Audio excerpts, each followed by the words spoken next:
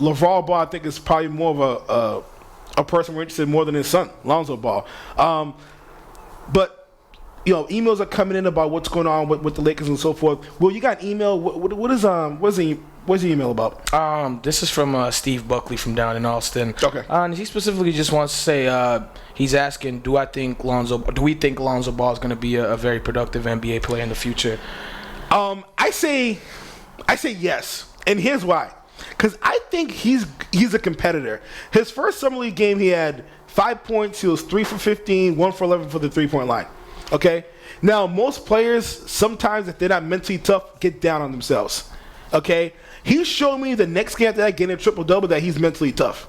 And I think that's a bigger thing in the NBA than this physical talent, being mentally tough. So I think he's going to be a true baller. I think his father's a little crazy, but I really like what I see from him. I think he's going to be like a Jason Kidd. I don't think he's going to be like a Chris Paul. And that's what I was going to say, too, to agree with you there. Clearly we can see the kid can't shoot a jump shot from behind the 3-point line. He shoots like that. He shoots a weird, he's grabbing the ball from the ball rack in the 3-point contest and throwing it straight from the ball rack. It's like, I don't know what he's doing. But, you can see that. I was going to say he's going to be just like Jason Kidd. He's probably going to have to work on his shot. He does have a little ceiling there. Plug to Kari talking about ceilings all last segment. But yeah, I think he'll get better with the shot as the time goes on. But you could definitely see he's a decent defender. He's long. He's 6'6", so he can definitely guard maybe the 1, the 2, even the 3 if you want to go really big, put him small, whatever, however you want. You could tell you can fit him in different places. He rebounds well. You could see in that alley that he did the first play of the game, crazy alley. So the kid definitely looks like he has something to live up to. Nika, what are your thoughts on Lonzo? I like the kid. I like him a lot. I just think a lot of people place so much expectation on what he's supposed to do on offense. I think media and all that set that bar. If you go back and watch his college games, he scored a little bit, but a majority of his game is playmaking. As long as he can come in and play make and rebound for the Lakers, I don't care what he does on offense. His offense can always get better.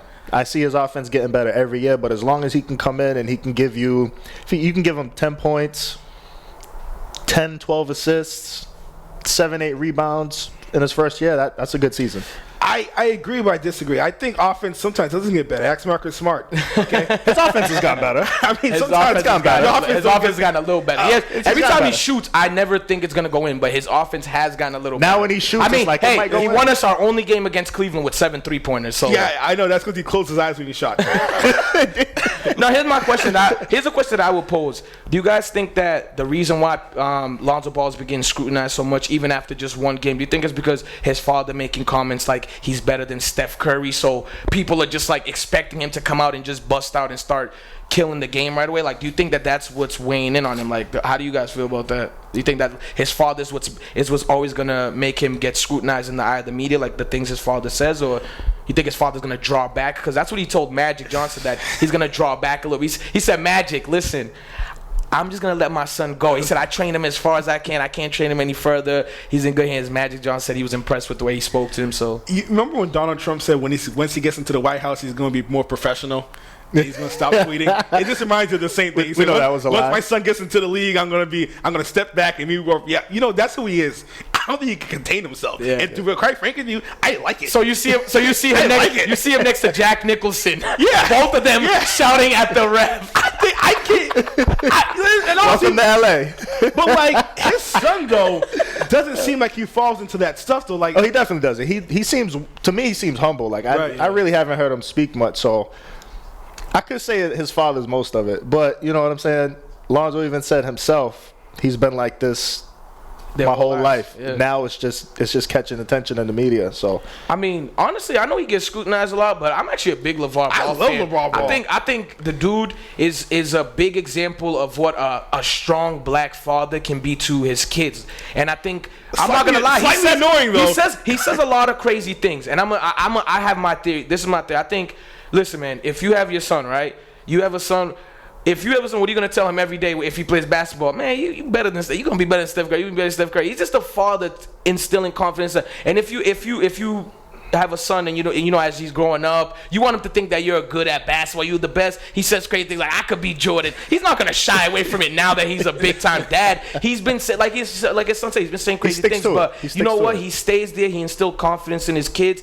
His kids have said he's been there from day one, every day, making breakfast, training them, having fun with them. Like, he's been around. He's strong. I think he's gonna be a big like circle around his kids. He's not gonna let the bad things interfere with his kids' lives. That's Definitely. what I think. I kind of hated him at first when he was saying all that stuff, but then like as I kept hearing it, I came to realize that a lot of fathers are missing from this type of situation. You know what I mean? So I can't be like, oh, of course, we all got that person in our family who says crazy things like that all the time. Like I got a few of my, I might be that. I got a few of my older cousins who think they could beat Jackie Robinson and stuff like that. They should have been drafted and all this other stuff. So I mean. Listen, I think I'm a very good one-on-one player. I think I've been a lot of people who didn't think that could be the one-on-one. Okay, you saying you used to be Shaq back in the day, huh? I've been a lot of people one-on-one that think they could. What? Listen, I was in my flip-flops. We paid till 3, and I let you win, so you would shut up. But here's one thing I would say about LeVar Ball, and I agree with you guys. Everyone laughs at him, and it's funny. I was telling my students, because I teach during the fall and spring, and I was telling my students, I'm like, raise your hand if you guys have Beats by Dre. And probably about 20 kids, probably about 12 of them raised their hand. I'm like, who would have thought 15 years ago Beats by Dre were worth about $300? So everyone laughs about LeVar Ball and his sneaker worth $400 or $500. But people pay $600 for glasses, for Prada sunglasses. Mm-hmm. People pay for Gucci and what have you. People pay for headphones. So we're laughing now, but he said a product. If Lonzo Ball was good, and he's in LA with the big market, I'm telling you right now, 10 years from now, he's gonna have the last laugh. He's gonna have a successful sporting company, and I agree with you. Like, this dude went to WWE with his 2 kids and just opened a Big Baller Brand to a whole market of people that didn't even know Big Baller Brand, LeVar Ball. These are people that watch wrestling fans. He had everybody on the WWE that night wearing BBB shirts, and I'm sure it's probably on sale now at WWE. Like, it's just he's launching this global marketing campaign. Said no to Nike. Everyone thinking he's crazy, but since then he's been doing a lot of moves. Like, they got the reality show coming on. So I think overall, he's just, it's kind of like he's coaching his whole family like into this whole like the starlight, the limelight. He's getting them ready for it, and I think and that's good for LeVar Ball. I'm a little cheap. I'm cheap when it comes to sneakers, and I fully admit that. But I was really thinking, and I might do it. I was really thinking about getting a pair of LeVar Balls. I know Newbie. I can agree. Newbie is actually really cheap about sneakers. But like, you don't understand. I really want to get if you believe in them, support it. Man. I don't even wear them. It'll be right here in the studio. It'll be like a little shelf. Yeah. Actually, we might do actually sneakers will be right over here. Or it'll be advertisement, free advertisement. He seems like a good businessman, though. Yeah. So.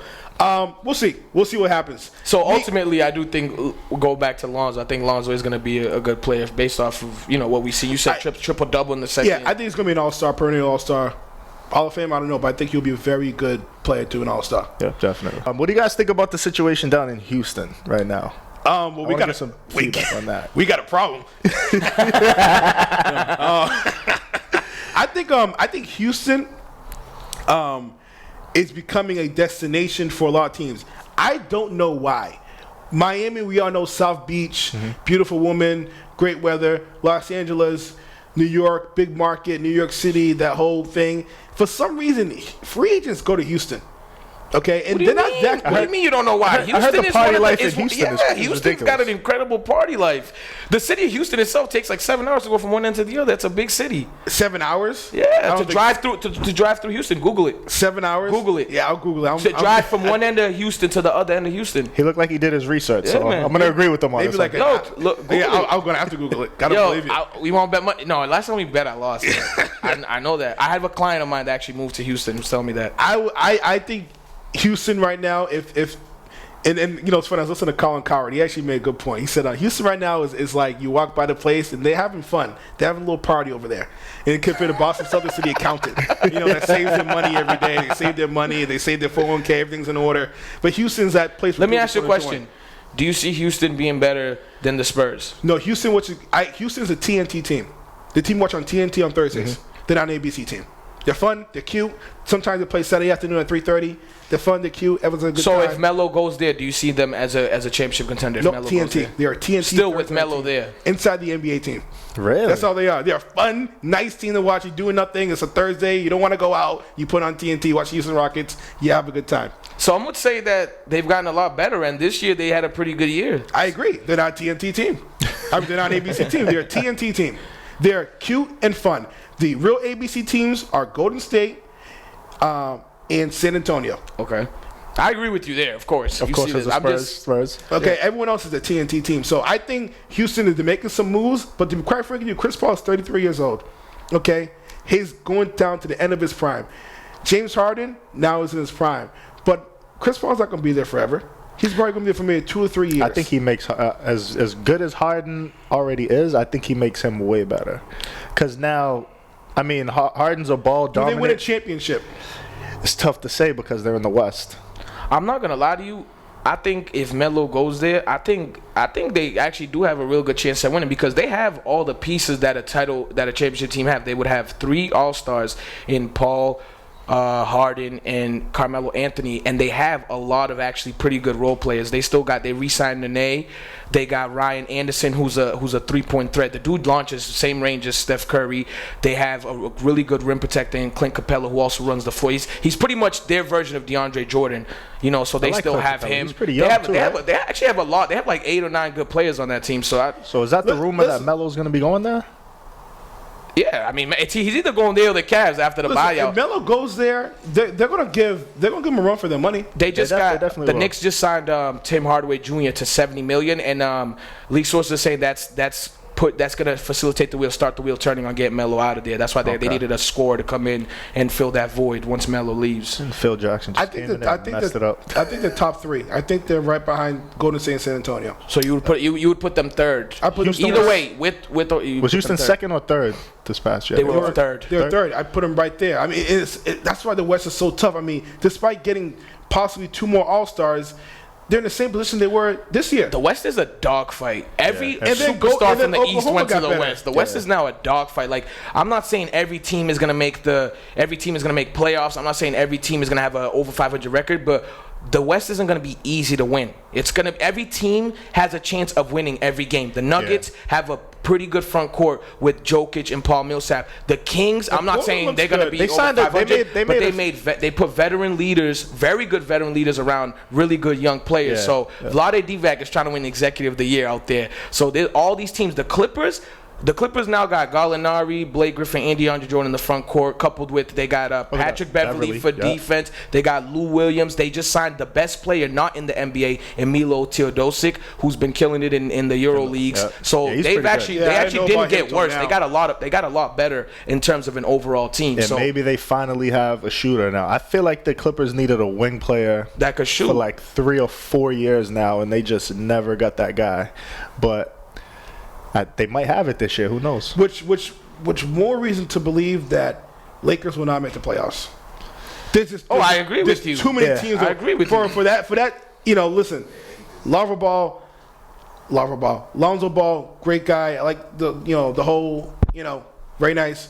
But they're not making the playoffs. Oh, that goes without saying. I don't think anybody sees them making the playoffs. I think the new team that's finally going to make the playoffs in the West this year, we can all agree, I think it's probably going to be the Timberwolves. I mean, now I we're don't the see playoffs. They'll I make don't some see noise. how, if you don't make the playoffs with a team like that, They'll again, make I'm some not noise. saying they're going to be 1, 2, or 3, but I can see them being potentially 6, 7, 8 Yeah, because they're going to be new to it. Yeah. But they have the firepower now. And now, like I said, I think Clippers are actually going to make the playoffs again because overall, as a team, they got better. Yeah. So I don't see the Lakers making it. So I don't know if anybody did. I don't know if anybody did, but I think the Lakers might be a few years away from making it. If all those teams in the West didn't make those moves, I would say they can possibly squeeze in maybe an 8.